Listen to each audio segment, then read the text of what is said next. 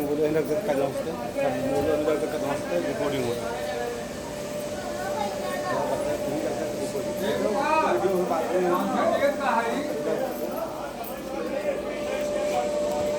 सबके आवाज कर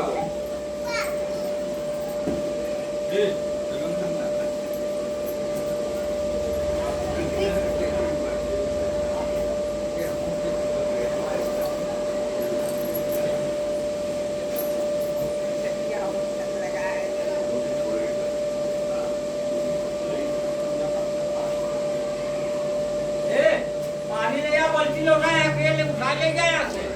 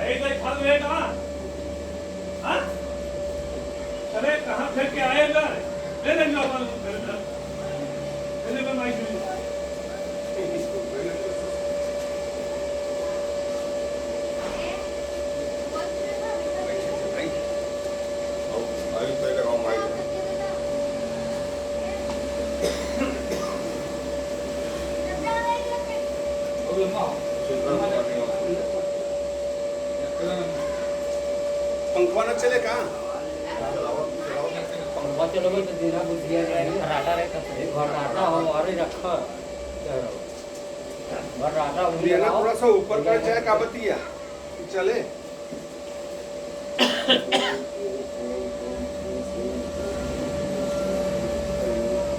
बतिया थोड़ा सा ऊपर करेगा महाराज डाउन जलता ना डाउन जलता इससे ऊपर हो फिर दीपक पहले जलाई लेता हाँ पहले दीपक जलाई लेता तो डाउन तो हो जाए डाउन ना हो बहुत जरा जरा सही हो गया एडजस्ट कराओ पहले हेलो हेलो हेलो हेलो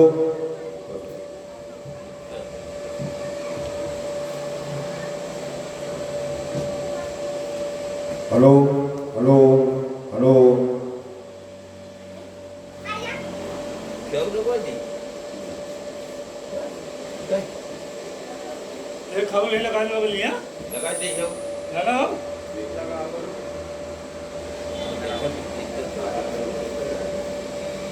चला ये लम्बा रहे खाली उसने देखा था बस एक जने और ले ना ये गए प्रोफेसर गीता पढ़ा था एक जने एक लाइन इससे थोड़ा सा रात ना ये गए संस्कृत पढ़े जने हिंदी पढ़ी जब संस्कृत पकड़े ले आए तो सुनाई तुझे नहीं पढ़ेगा हम कर देंगे हाँ कहा जाए ये बस हां एक हां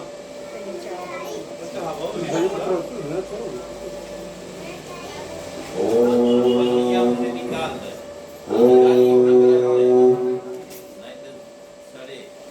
गौरी श्री सतगुरुदेव भगवान की वृंदावन बिहारी लाल की जय गुरु ब्रह्मा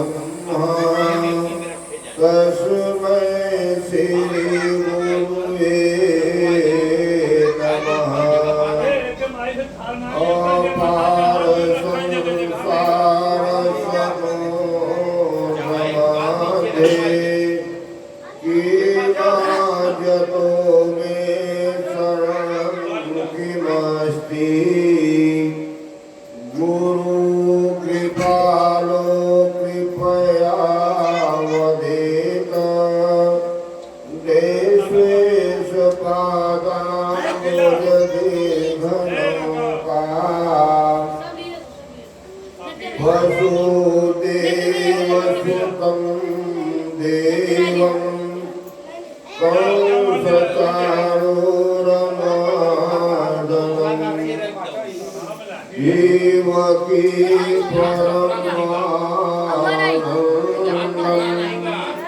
किशोर वंदे जगद्गुरु गीताया श्लोक पाठेन गोविंद स्मृति वासना साधु दर्शनामात्रेण तीर्थ कोटि फलं लभेत् धन्य माता पिता धन्यो गोत्रं धनमकुलोद्भवः धन च वसुधा देवी यत्र स्याद् गुरुभक्तता पन्नियाँ फूल रखते रहा ॐ जय गुरुदेव जय गुरुदेव ॐ जय गुरुदेव जय गुरुदेव गुरु राखै जो कोप विधाता गुरु रूठे नहीं को जग त्राता श्री गुरु पद खमणि गण ज्योति सुमिरत दिव्य दृश्य होती जे गुरु पदयंबोय अनुरागी ते लोकहु वेदहु गण भागी अंगद हनुमाना चरण कमल चापत विधि नाना ॐ जय गुरुदेव जय गुरुदेव ॐ जय गुरुदेव जय गुरुदेव यह तन विष की बेलरी गुरु अमृत की खान शीश दिए सदगुरु मिले तो भी सस्ता जान बोलिए श्री सदगुरुदेव भगवान की जय।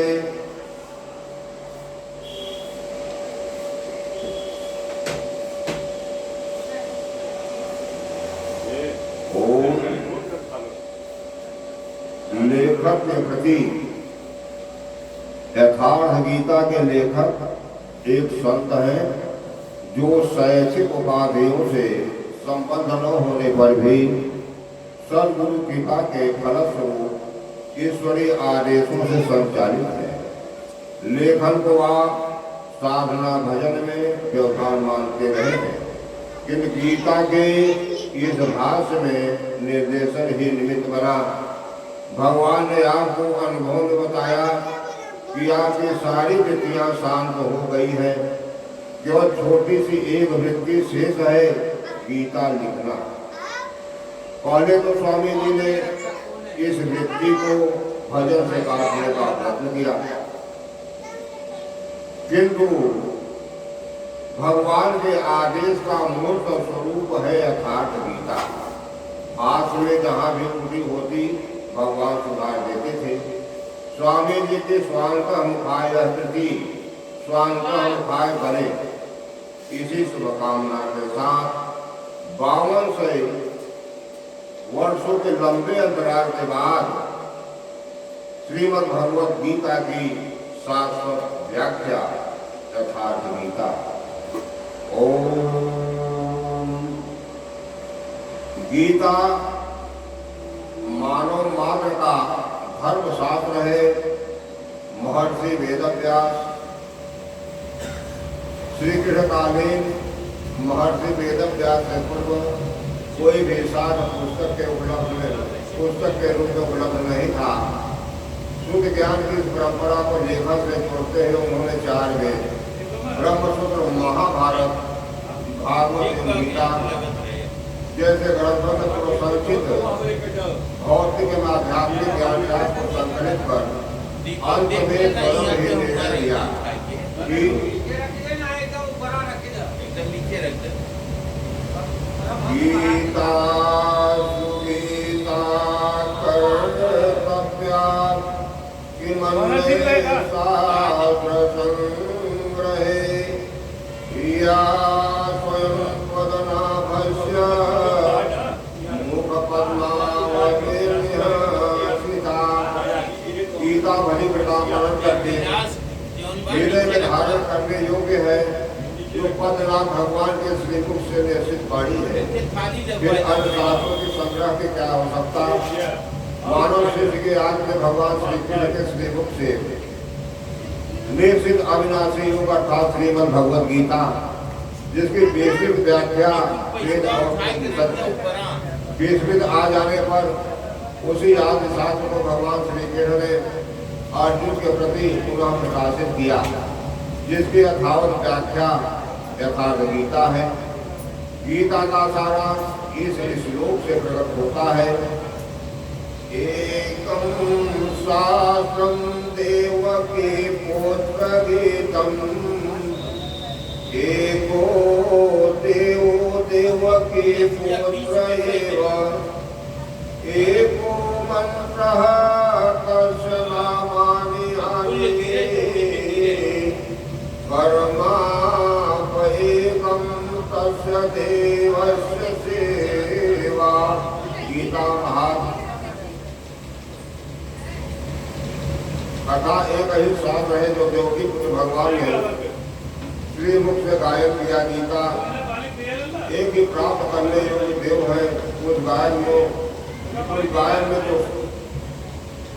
जो सत्य बताया आत्मा, सिवाय आत्मा के कोई शाश्वत नहीं है।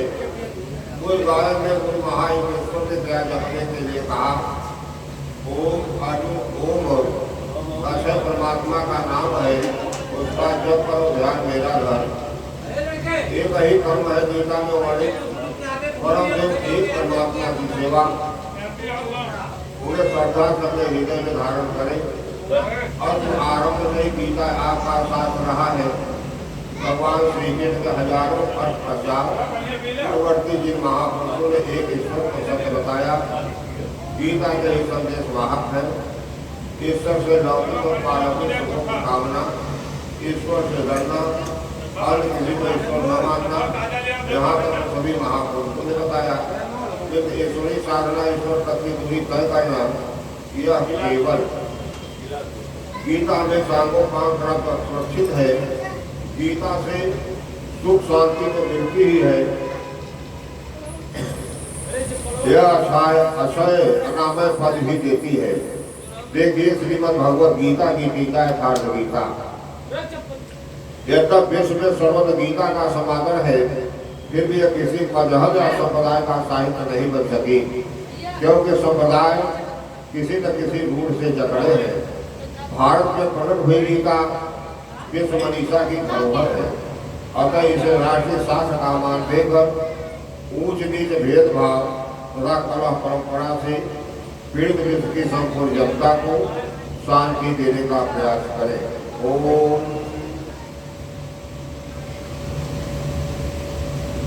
प्राकथन भगवद गीता पर टीका लिखने की अब कोई आवश्यकता प्रतीत नहीं होती, क्योंकि इसमें सहस्रों टीकाएं लिखी जा चुकी हैं, जिन 50 को केवल संस्कृत में ही है। गीता को लेकर 50 मत है, जबकि सबकी आधारशिला एकमात्र गीता है। लेकिन श्री कृष्ण ने तो कोई एक बात कही होगी, फिर यह मतभेद क्यों? वक्ता एक ही बात कहता है, किंतु श्रोता यदि 10 बैठे हो तो 10 प्रकार के आशय ग्रहण करते हैं। व्यक्ति की बुद्धि पर तामसी, राजसी तथा सात्विक गुण का जितना प्रभाव है, उसी स्तर से उस वार्ता को कर पाता है। इससे आगे वह समझ ही नहीं पाता। अतः मतभेद स्वाभाविक है। विभिन्न मतवादों से और कभी कभी एक ही सिद्धांत को अलग अलग काल और भाषाओं में व्यक्त करने से साधारण पुरुष संशय में पड़ जाता है। बहुत सी टीकाओं के बीच वह शब्दधारा भी प्रवाहित है, किंतु शुद्ध अर्थ वाली एक टीका हजारों टीकाओं के बीच रख दी जाए तो उनमें पहचानना कठिन हो जाता है कि यथार्थ कौन है।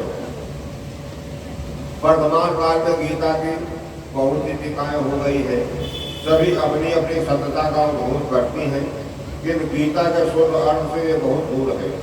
निसंदेह कुछ महापुरुषों ने सत्य का स्पर्श भी किया, किन कतिपय कारणों से वे उसे समाज के समक्ष प्रस्तुत न कर सके। श्री कृष्ण के आशय को हृदय अंगम न कर पाने का मूल कारण है कि वे एक योगी थे।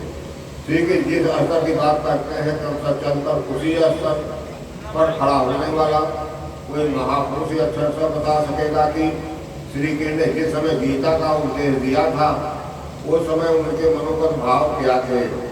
मनोगत समस्त भाव कहने में नहीं आते, कुछ तो कहने में आ पाते हैं, कोई भाव भंगना से व्यक्त होते हैं और से प्रयास क्रियात्मक है, जिन्हें कोई पथिक चल नहीं जा सकता है। जिस स्तर पर भगवान श्री कृष्ण थे क्रमशः चलकर उसी वर्षा को प्राप्त महापुरुष ही जानता है कि गीता क्या कहती है। वह गीता की पंक्तियां ही नहीं दोहराता बल्कि उनके भावों को भी दर्शा देता है, क्योंकि जो कृष्ण भगवान श्री कृष्ण के सामने था वही उस वर्तमान महापुरुष के समक्ष भी है। इसलिए वह देखता है, दिखा देगा, आगे जागृत भी करा देगा, उस पद पर चला भेजेगा। खुद श्री परमहंस जी महाराज भी उसी स्तर के महापुरुष थे।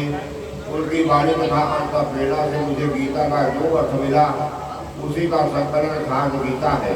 इसमें मेरा अपना कुछ भी नहीं है, यह क्रियात्मक है। साधन अपनाने वाले प्रत्येक पुरुष को इसी फलित से गुजरना होगा। जब तक वह इससे अलग है तब तक स्पष्ट है कि वह साधन नहीं करता, किसी न किसी प्रकार की लकीर अवश्य पीटता है। अतः किसी महापुरुष की शरण ले।